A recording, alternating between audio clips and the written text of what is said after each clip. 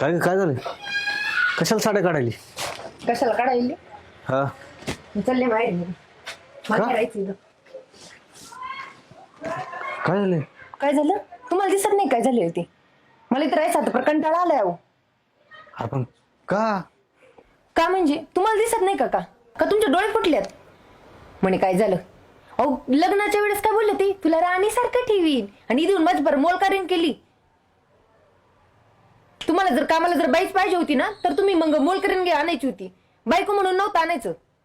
ती सासू सकाळी उठली का, बाई माझं ब्लाऊज धुई, हे धुई, ते धुई, साडी धुई, जम्पर धुई, त्याला त्याची एक साडी सुद्धा पिळून टाकता येत नाही का? अहो झोपातून उठत ते आतून तशीच पडलेली राहते, त्यांना ते सुद्धा उचलता येत नाही का? भांडे मीच घासी काय हळूहळू ऐकू दे, त्याला ऐकायचं येतं.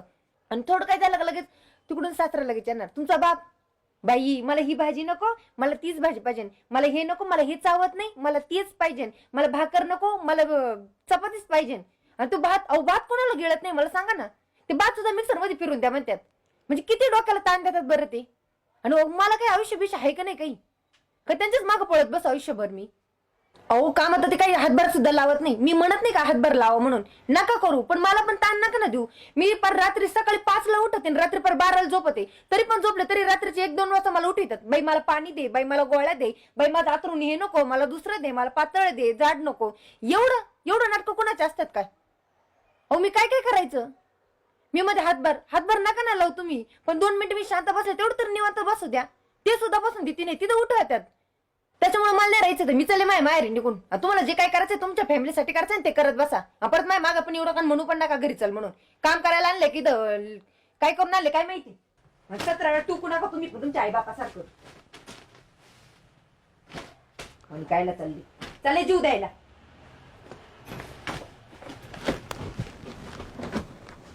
तुला जायचंय ना? मी इथे राहून तरी काय करू? 2 मिनिट बस इथं 2 मिनिट. बसून काय करू मला सांगा ना तुम्ही, बसून काय करू? माझं पण काय जीवन बिवण आहे का नाही? काय बोला पटपट, मला उशीर होते जायला. मला एक सांग, माझ्या आईवडिलाचं वय काय आज? 65 ते 70 वर्ष. अगं हे वय त्यांचं बसून खायचं आहे रे. त्यांनी खूप कष्ट केलेले आहेत लहानपणीपासून कष्ट केले, आत्तापर्यंत कष्ट करत होते. मग ह्या वयात तर त्यांना अपेक्षा आहेत ना की बाबा माझ्या मुलानं माझ्या सुनानं आम्हाला बसून खाऊ घालावं. मग त्यांनी अपेक्षा जर सुनाकडनं मुलाकडनं नाही करायचं, मग कोणाकडनं करायचं? बरोबर ना? उद्या तुझ्या भावाचं लग्न होईल, तुला भाऊजं येईल, आणि तुझी भाऊजं आल्यानंतर ती जर म्हणली की तुझ्या आईवडिलाला मी सांभाळणार नाही, तर तुला किती वाईट वाटेल? तुला काय वाटेल की आमच्या आईवडिलांना लहानपणीपासून आम्हाला लहानाचं मोठं केलं, एवढं मोठं बनवलं, सक्षम बनवलं, सगळ्या गोष्टी दिल्या, आणि आज माझ्या भावाची बायको म्हणते की तुमच्या आईवडिलाला मी सांभाळणार नाही. ते किती तुझ्यासाठी किती वाईट वाटेल? किती वाईट वाटेल तुला? मग मला वाईट वाटणार नाही का की ज्या आईवडिलांनी मला लहानाचं मोठं केलं, चांगलं शिक्षण दिलं, चांगलं सांभाळ केला, संस्कार घडवले, तू आज माझ्यासोबत लग्न केलं का? तर त्या लेवलला माझ्या आईवडिलांनी मला तेवढं सक्षम बनवून ठेवलं आहे. मग ह्या आईवडिलाची सेवा करणं माझं कर्तव्य आहे का नाही? आणि एक सून म्हणून तुझं पण कर्तव्य आहे, ते आपण पाडलं पाहिजे का नाही? त्यांना काय लागतं रे? जास्त अपेक्षा नाहीत त्यांच्या. आई काय खाते? अर्धी भाकर. वडील काय, पप्पा काय खाते? अर्धी भाकर. दुसरं काय? किती वेळ लागतो? आपण असं पण आपल्यासाठी स्वयंपाक बनवतोच ना. मग त्यांच्यासाठी एक भाकर टाकली, काय वेगळं केलं त्याच्यामध्ये? आणि आईची काय असते? एक साडी असते, एक परकर असतो.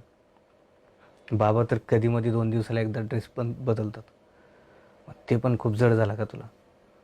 नाही ना. म्हणजे बरं, तुझे आईवडील असते त्यांच्या जागी तर तू हेच केलं असतं का? तुला कंटाळा आला असतं का त्यांची सेवा करण्यात? आणि आईवडिलाच्या सेवेसारखं पुण्य कुठलं नाही माहिती आहे का तुला?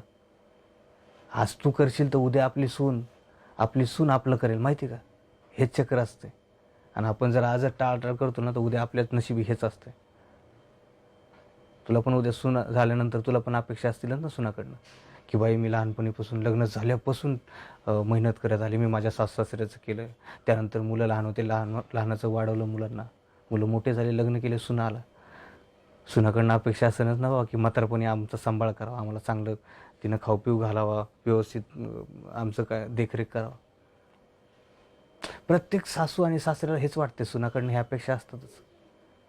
हे बघ, मी काय तुला अडवणार नाही, मी फक्त माझ्या मनातल्या भावना तुला सांगितल्यात. बाकी निर्णय हा तुझा असेल, तुला थांबायचं आहे थांबू शकतेस, जायचं आहे तू जाऊ शकतेस. हे बघ, माझे आईवडील आहेत आणि मला त्यांना मरेपर्यंत सांभाळावंच लागेल, का तर ते माझं कर्तव्य आहे. आता एक सून म्हणून तुझं पण ते कर्तव्य आहे, पण तुझं त्या कर्तव्यापासून तुला पळायचं असेल तर तू पळू शकतेस, तू जाऊ शकतेस. बघ आता तुझा निर्णय. ऐका ना, खरंच चुकी झाली माझी. कारण मी सासू सासरेच समजत बसले आणि त्यांच्यासोबत तसं वागले. मी जर त्यांना आई वडील म्हणून सांभाळलं असतं ना, तर ही चूक माझ्याकडून झाली नसती. त्यांची सेवा करण्याचा मला त्रास पण नसता झाला.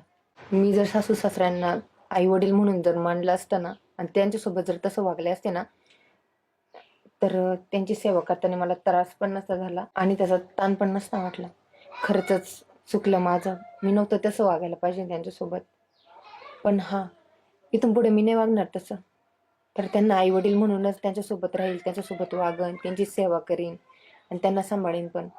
त्यांच्याशी काही वाकडं विचित्र बोलणार पण नाही. ते म्हणेन मी तसं ॲक्सेप्ट करून घेईन.